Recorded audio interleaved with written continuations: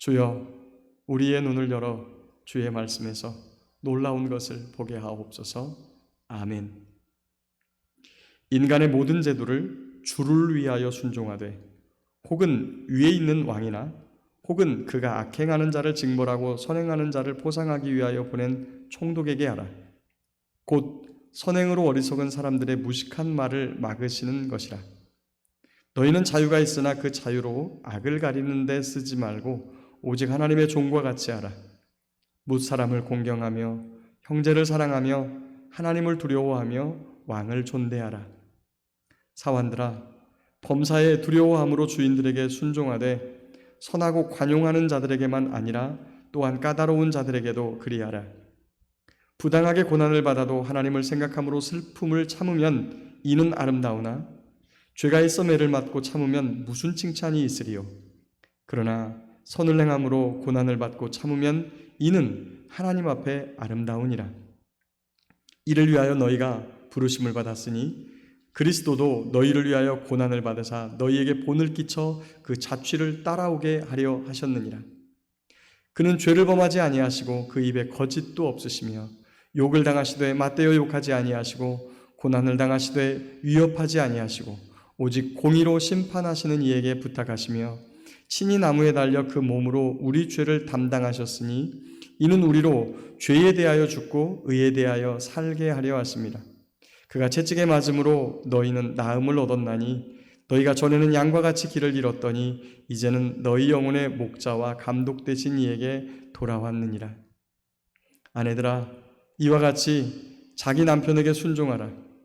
이는 혹 말씀을 순종하지 않는 자라도 말로 말미암지 않고 그 아내의 행실로 말미암아 구원을 받게 하려 함이니 너희의 두려워하며 정결한 행실을 봄이라. 너희의 단장은 머리를 꾸미고 금을 차고 아름다운 옷을 입는 외모로 하지 말고 오직 마음에 숨은 사람을 온유하고 안정한 심령에 썩지 아니할 것으로 하라. 이는 하나님 앞에 값진 것이니라. 전에 하나님께 소망을 두었던 거룩한 부녀들도 이와 같이 자기 남편에게 순종함으로 자기를 단장하였나니 사라가 아브라함을 추라칭하여 순종한 것 같이 너희는 선을 행하고 아무 두려운 일에도 놀라지 아니하면 그의 딸이 된 것이니라. 남편들아, 이와 같이 지식을 따라 너희 아내와 동거하고 그를 더 연약한 그릇이요 또 생명의 은혜를 함께 이어받을 자로 알아 귀히 여기라. 이는 너희 기도가 막히지 아니하게 하려 함이라. 아멘. 잠깐 살펴보겠습니다. 가정이 중요하다는 사실은 누구나 알고 있습니다.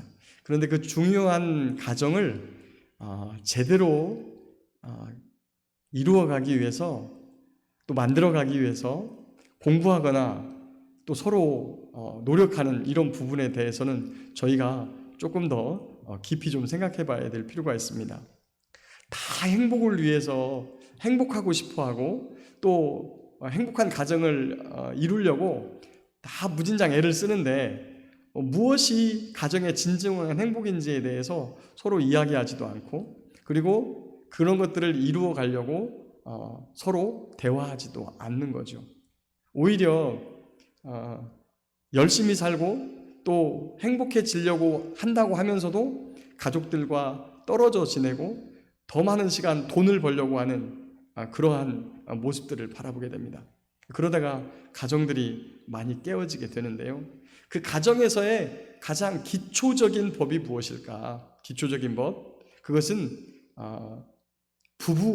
부부가 남편과 아내가 하나님께서 짝지어 주신 남자와 여자가 서로 사랑하는 거예요. 그런데 그 사랑하는 부분에 있어서 성경 전체는 약간 조금 다른 부분을 이야기하고 있습니다. 남편은 아내를 사랑하고 그리고 아내는 복종하라고 말을 합니다. 참 복종하는 것이 쉽지 않죠. 쉽지 않아요. 아무리 또 사랑하는 거하고 복종하는 거하고 좀 다른 것 같아요.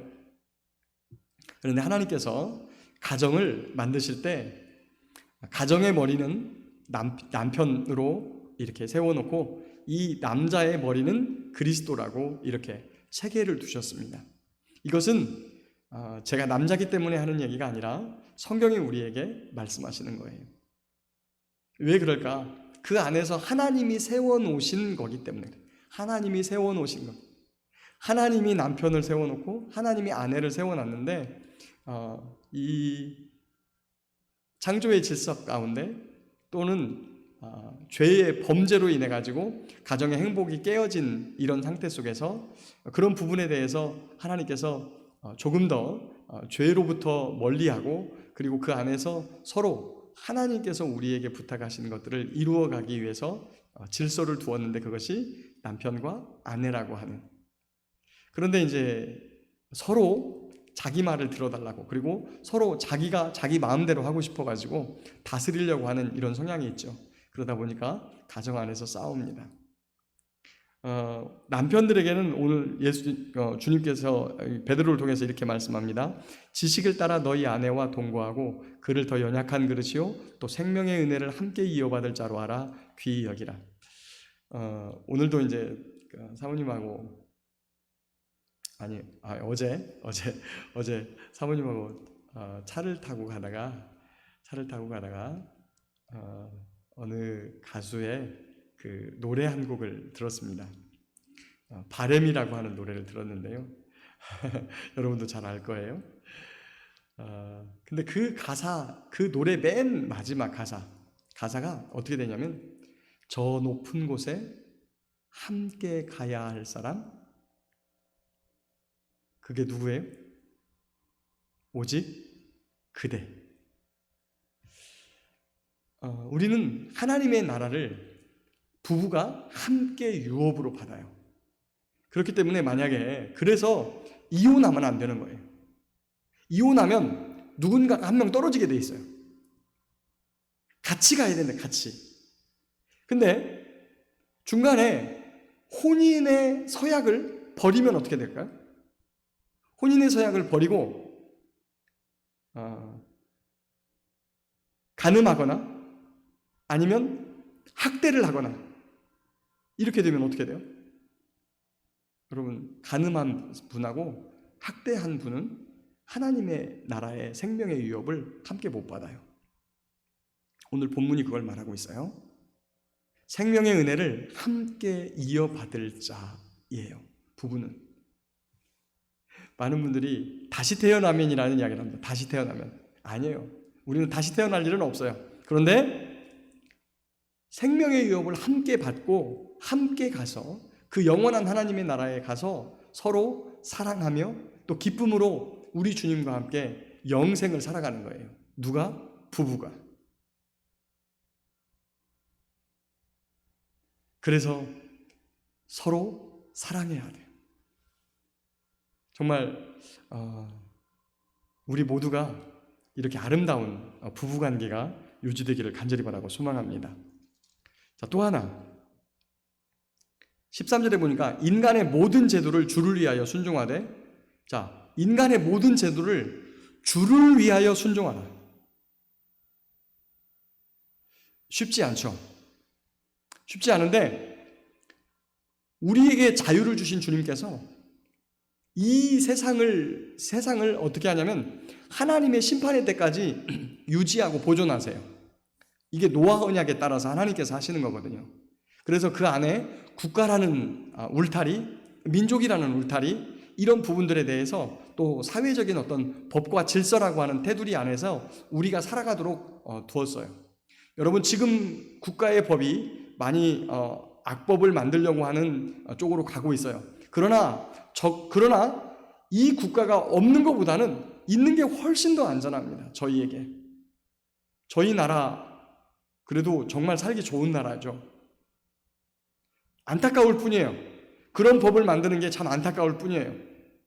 그러나 그 안에서 세워놓은 모든 권세자들, 지금의 대통령과 국회의원들과 지도자들 하나님께서 만드셨다, 세우셨다, 이렇게 말합니다. 권세는 하나님께서 세우심이 모든 권세는 하나님께로부터 나온 것이다 라고 말씀하세요. 때때로 이 사회 제도가 우리 그리스도인들을 힘들게 하고 때로는 박해할 때도 있습니다. 그러나 예수님의 경우를 우리에게 말씀해 주시면서 예수님이 우리를 구원하기 위해서 이 사회의 제도에 대한 부분에 대해서 고난을 받았다. 그러니 너희들도 이 제도에 대해서는 순복하되, 우리 주님께서 이 땅의 나라를 뒤집어 엎으려고 혁명적인 그런 것을 하려고 오신 분이 아니잖아요. 하나님의 나라를 우리 가운데 보내주시려고. 그래서 우리 주님께서는 이 땅 제도로 죽임을 당하면서도 그 제도에 대해서 항거하지 않았다는 거예요. 그러면서 우리에게 21절에 이를 위하여 너희가 부르심을 받았다. 우리의 부르심은 이 세상에서 고난을 통하여 또 다른 누군가에게 생명을 전하는 그런 것이다라고 하는 것이죠. 이 3장에 들어가면서 아내들아 이와 같이 자기 남편에게 순종하랍니다.